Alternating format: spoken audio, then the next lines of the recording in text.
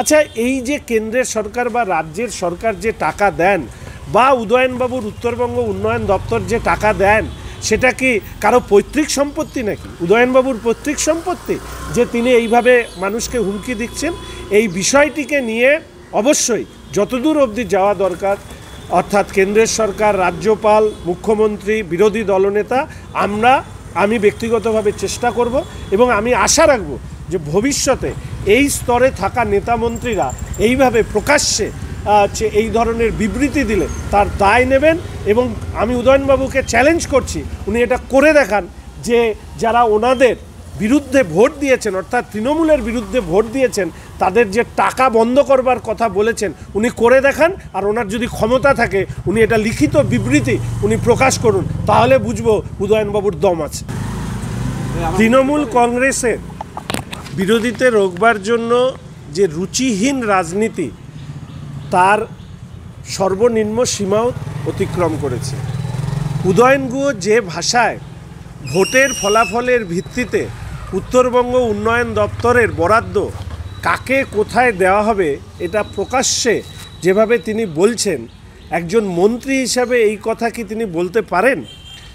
তৃণমূল কংগ্রেস এতদিন বিরোধীদেরকে রোকবার জন্য রাজনৈতিক সন্ত্রাস সারা পশ্চিমবঙ্গে চালিয়ে এসছে। এবার লোকসভা নির্বাচনে শহরাঞ্চলে তৃণমূল কংগ্রেস উত্তরবঙ্গ এবং দক্ষিণবঙ্গে ভরাডুবির পর এবার তারা অর্থনৈতিক সন্ত্রাসও শুরু করেছে। তারই মন্ত্রিসভা, অর্থাৎ মাননীয় মুখ্যমন্ত্রীর মন্ত্রিসভার একজন সদস্য উদয়ন বাবু সংবিধানে যে মন্ত্রগুপ্তির শপথ নিয়েছেন, সেই শপথকে অস্বীকার করে ভোটের ফলাফলের ভিত্তিতে কাদেরকে বরাদ্দ দেওয়া হবে, কাদেরকে বরাদ্দ দেওয়া হবে না বলে প্রকাশ্যে জানাচ্ছেন। এবং তিনি বলছেন যে অমুক অংশের মানুষ বেশি চালাক হয়ে গিয়েছে, ফলে তাদেরকে আর এই বরাদ্দ থেকে বঞ্চিত করা হলো। আমি শুধু এইটুকু বলবো যে আমাদের উত্তরবঙ্গ শুধু নয়, সারা পশ্চিমবঙ্গে বিভিন্ন কেন্দ্রীয় সরকারি প্রকল্প চলে, যেরকম national urban health mission, national urban livelihood mission, স্বচ্ছ ভারত, আমরুত থেকে শুরু করে প্রচুর কেন্দ্রীয় সরকারি প্রকল্পের ফল আমাদের শহরাঞ্চলের মানুষ তারা পান। তো উদয়নবাবু এটা পরিষ্কার করুন, তিনি যে ভোটের ভিত্তিতে কাউকে বরাদ্দ দেওয়ার কথা বলছেন আর কারো বরাদ্দ ঘোষণা করবার কথা বলছেন, এই ধারা কি অন্যান্য, অর্থাৎ কেন্দ্রের সরকারও কি গ্রহণ করলে তার খুব একটা ভালো লাগবে? কেন্দ্রের সরকার এই ব্যাপারে উদার এবং তাদের মনোভাব একেবারেই তৃণমূল কংগ্রেসের মন্ত্রীর বিপরীত ধর্মী। উদয়নবাবুর এই মন্তব্য, তার দায় কি মুখ্যমন্ত্রী স্বীকার করবেন? আমি নিশ্চিতভাবে মুখ্যমন্ত্রীর কাছে উদয়নবাবুর বক্তব্যের ভিডিও ক্লিপিংস সহ চিঠি দেব।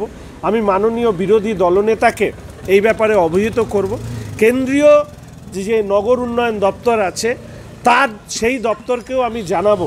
তার কারণ তৃণমূল কংগ্রেসের এক শ্রেণীর নেতা মন্ত্রীরা, তারা এর আগেও আমরা দেখেছি নির্বাচনের আগে লক্ষ্মীর ভাণ্ডার বন্ধ করে দেবো, অমুক প্রকল্পের স্কিম থেকে বাদ দিয়ে দেবো।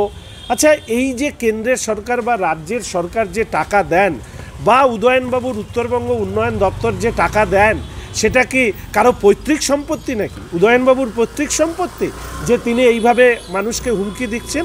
এই বিষয়টিকে নিয়ে অবশ্যই যতদূর অবধি যাওয়া দরকার, অর্থাৎ কেন্দ্রের সরকার, রাজ্যপাল, মুখ্যমন্ত্রী, বিরোধী দলনেতা, আমি ব্যক্তিগতভাবে চেষ্টা করব এবং আমি আশা রাখব যে ভবিষ্যতে এই স্তরে থাকা নেতা মন্ত্রীরা এইভাবে প্রকাশ্যে এই ধরনের বিবৃতি দিলে তার দায় নেবেন।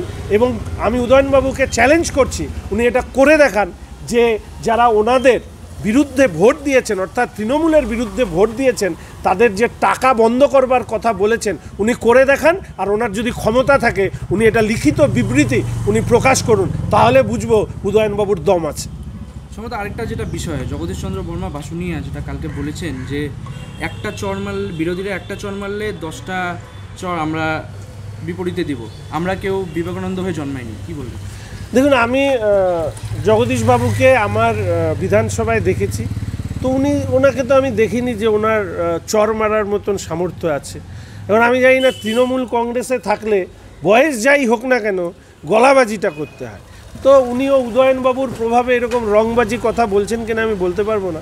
তবে এটা ওনার মনে রাখা দরকার সারা পশ্চিমবঙ্গে তৃণমূল কংগ্রেসের বিরুদ্ধে 40% বেশি ভোট বিজেপি পেয়েছে।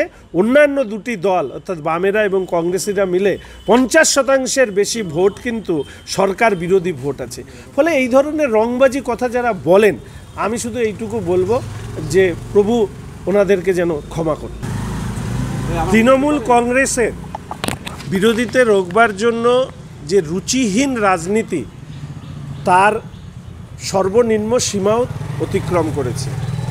উদয়ন গুহ যে ভাষায় ভোটের ফলাফলের ভিত্তিতে উত্তরবঙ্গ উন্নয়ন দপ্তরের বরাদ্দ কাকে কোথায় দেওয়া হবে এটা প্রকাশ্যে যেভাবে তিনি বলছেন, একজন মন্ত্রী হিসাবে এই কথা কি তিনি বলতে পারেন? তৃণমূল কংগ্রেস এতদিন বিরোধীদেরকে রোকবার জন্য রাজনৈতিক সন্ত্রাস সারা পশ্চিমবঙ্গে চালিয়ে এসছে। এবার লোকসভা নির্বাচনে শহরাঞ্চলে তৃণমূল কংগ্রেস উত্তরবঙ্গ এবং দক্ষিণবঙ্গে ভরাডুবির পর এবার তারা অর্থনৈতিক সন্ত্রাসও শুরু করেছে। তারই মন্ত্রিসভা অর্থাৎ মাননীয় মুখ্যমন্ত্রীর মন্ত্রিসভার একজন সদস্য উদয়ন বাবু সংবিধানে যে মন্ত্রগুপ্তির শপথ নিয়েছেন, সেই শপথকে অস্বীকার করে ভোটের ফলাফলের ভিত্তিতে কাদেরকে বরাদ্দ দেওয়া হবে কাদেরকে বরাদ্দ দেওয়া হবে না বলে প্রকাশ্যে জানাচ্ছেন এবং তিনি বলছেন যে অমুক অংশের মানুষ বেশি চালাক হয়ে গিয়েছে, ফলে তাদেরকে আর এই বরাদ্দ থেকে বঞ্চিত করা হলো।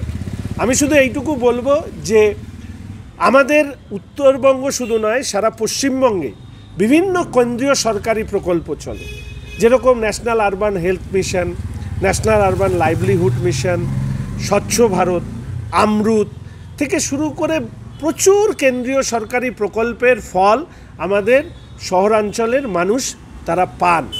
তো উদয়নবাবু এটা পরিষ্কার করুন, তিনি যে ভোটের ভিত্তিতে কোনো কাউকে বরাদ্দ দেওয়ার কথা বলছেন আর কারো বরাদ্দ ঘোষণা করবার কথা বলছেন, এই ধারা কি অন্যান্য অর্থাৎ কেন্দ্রের সরকারও কি গ্রহণ করলে তার খুব একটা ভালো লাগবে? কেন্দ্রের সরকার এই ব্যাপারে উদার এবং তাদের মনোভাব একেবারেই তৃণমূল কংগ্রেসের মন্ত্রীর বিপরীতধর্মী। উদয়নবাবুর এই মন্তব্য, তার দায় কি মুখ্যমন্ত্রী স্বীকার করবেন? আমি নিশ্চিতভাবে মুখ্যমন্ত্রীর কাছে উদয়নবাবুর বক্তব্যের ভিডিও ক্লিপিংস সহ চিঠি দেব। আমি মাননীয় বিরোধী দলনেতাকে এই ব্যাপারে অবহিত করব। কেন্দ্রীয় যে নগর উন্নয়ন দপ্তর আছে তার সেই দপ্তরকেও আমি জানাবো।